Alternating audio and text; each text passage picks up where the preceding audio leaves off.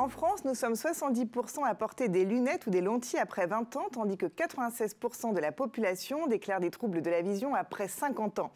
De là à dire que la France voit mal, il n'y a qu'un pas. Par coquetterie, parce que les lunettes sont presque devenues un accessoire de mode. Quand nous les choisissons, c'est sur la monture que nous nous attardons surtout. Pour les verres, on verra après. Sauf qu'une question reste en suspens, seront-ils adaptés à la belle monture que nous venons de choisir? Car monture et verre doivent aller de pair.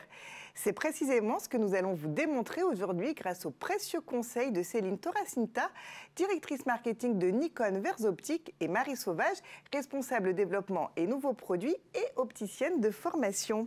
Bonjour mesdames. Bonjour Vanessa. Tout d'abord, je l'ai dit Marie, les gens en général se soucient beaucoup plus de leur monture finalement plutôt que de leur verre. Comment peut-on expliquer ce phénomène? Effectivement, on passe beaucoup de temps à choisir sa monture et c'est bien normal. La monture, vous allez l'avoir sur le visage toute la journée et tous les jours. Donc un peu comme quand vous choisissez un jean, vous allez vouloir une monture qui correspond à votre style, à vos goûts, à vos activités aussi. Donc, effectivement, vous allez passer du temps à la choisir. Par contre, ce qui est important, c'est d'impliquer l'opticien dans le choix de cette monture parce qu'il va aussi vous aiguiller pour faire en sorte que la monture que vous allez choisir soit compatible avec votre correction. Ce serait vraiment dommage qu'une fois que vous avez choisi la monture de vos rêves, l'opticien vous dise « Ah, c'est pas la monture idéale pour votre correction. » Oui, parce que ça, c'est la grosse déception, on connaît bien, enfin je connais bien en tout cas. Donc l'opticien a un rôle primordial de conseil. Quelles sont les informations sur lesquelles il doit devoir s'attarder pour conseiller au mieux justement ses clients? Alors, il a l'ordonnance. Quand vous arrivez chez l'opticien, vous avez votre ordonnance. Sur cette ordonnance est notée la correction dont vous avez besoin pour compenser votre défaut visuel. Donc, il va déjà regarder quel type de correction vous avez besoin. Donc, c'est une myopie, une hypermétropie. Et surtout le niveau de cette correction. Parce que pour la grande majorité des corrections, il n'y aura pas vraiment d'influence sur le choix de la monture. Par contre, si vous avez une correction assez forte, notamment une forte myopie, par exemple, une myopie de -6 ou -7, eh bien, ça va avoir un impact sur le choix de la monture, puisque les verres pour les myopes sont des verres qui sont un petit peu épais au bord. Oui, tout à fait. Et dans ce cas-là, l'opticien va vous orienter vers une monture pas trop fine ou pas trop grande, de façon à limiter en fait l'épaisseur sur le bord de vos lunettes. Ça, c'est le premier aspect, c'est l'esthétique de votre monture. Après, il y a un autre aspect qui est l'esthétique de votre regard, parce que quand vous essayez des lunettes avec les verres de démonstration, il n'y a pas la correction dessus. Non. Et une fois que vous récupérez vos lunettes avec votre forte correction, par exemple pour un myope de -7, vous pouvez avoir un effet un peu décevant, l'effet cul de bouteille, ou alors à l'inverse pour un hypermétrope. Ah oui, et pour un hypermétrope, c'est l'effet inverse, c'est un effet loupe. Et dans ce cas, effectivement, là aussi, l'opticien a un rôle à jouer. Imaginons, Céline, moi je suis myope, mais quand même, je veux une monture fine, en métal, un modèle particulier pour mon look, parce que vous l'avez vu, mon look, il est très important pour moi. Est-ce que quand même, j'ai des alternatives qui vont s'offrir à moi pour bien voir le monde et puis rester beau, quoi? Alors évidemment, on veut, Vanessa, que vous restiez belle et on veut que tous les porteurs de lunettes restent beaux parce que porter une paire de lunettes, c'est bien voir et puis c'est être vu aussi, Marie en parlait. Donc il y a plein de solutions qui existent pour que le choix de la monture il soit libéré, vous puissiez tout faire. Donc pour éviter un peu tous les écueils qu'évoquait Marie, on est capable, via des solutions technologiques, de diminuer l'épaisseur du verre ou de diminuer la malformation des yeux à travers le verre, le fameux effet cul de bouteille. On peut le redouter. Et chez Nikon Verres Optiques, c'est un peu le cœur de notre métier, c'est un peu notre ADN. On ne considère pas qu'un verre est un bon verre s'il est juste bon optiquement. Un verre est un bon verre s'il a des performances optiques fortes et s'il est très esthétique. Donc ça veut dire s'il est très plat, très fin et très transparent. Parce que, en fait, en vérité, un verre qui n'est pas optimisé, un verre simple, on va dire, le risque, c'est qu'il puisse gâcher la belle monture, finalement. Est-ce qu'on peut tout avoir? Est-ce qu'on peut avoir des verres amincis, des verres teintés? Jusqu'où on peut aller?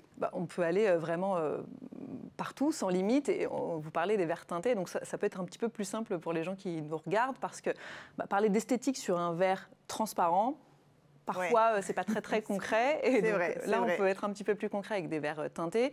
Par exemple, vous avez envie de vous équiper avec une monture solaire très fashion, peut-être avec des verres violets, colorés, qui sont dégradés, ou roses, qui sont dégradés. mais vous avez une correction visuelle. Et aujourd'hui, des solutions existent pour vraiment reproduire à votre correction cette teinte qui vous plaît, quel que soit son niveau d'originalité. Et puis si vous voulez faire du sport avec un vert orange avec miroité, là aussi c'est possible. Tout est possible. Alors je retiens que les verres au XXIe siècle ne sont plus les mêmes qu'au siècle dernier. Est-ce que les nouvelles technologies peuvent apporter des solutions à tous les troubles de la vision finalement ?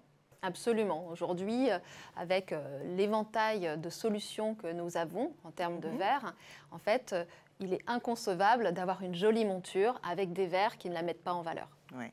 On va éviter les frustrations, effectivement. Eh bien, merci infiniment, mesdames. Je vous propose de rester avec nous encore quelques minutes. Nous allons passer tout de suite aux questions de nos internautes. Alors, première question. Je pratique énormément de sport. Est-ce que c'est une information importante? Est-ce que l'on doit dire à son opticien quelles sont ses activités, même s'il ne le demande pas, pour pouvoir être mieux servi? Oui, absolument. Et dans le cas de certaines pratiques sportives, notamment, alors si on prend l'exemple du vélo, vous faites du vélo de course, vous allez avoir besoin d'un équipement spécifique, alors des verres très galbés avec une teinte particulière. Dans ce cas, alors, peut-être que l'opticien ne vous proposera pas ces verres-là pour votre équipement principal, pour le premier équipement, mais il pourra vous proposer un équipement complémentaire pour certaines activités. La fameuse deuxième paire de lunettes.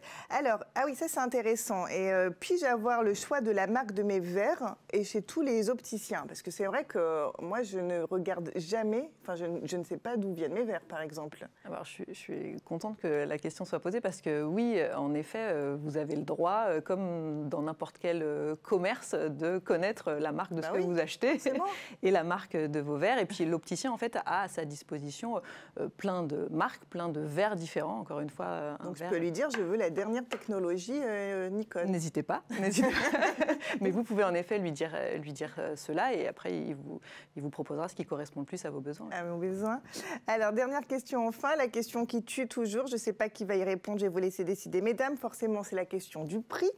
Alors est-ce que, alors c'est clair, on veut bien payer pour une monture en général, pour les verres peut-être un petit peu moins. Est-ce que ça coûte cher finalement tout cela ?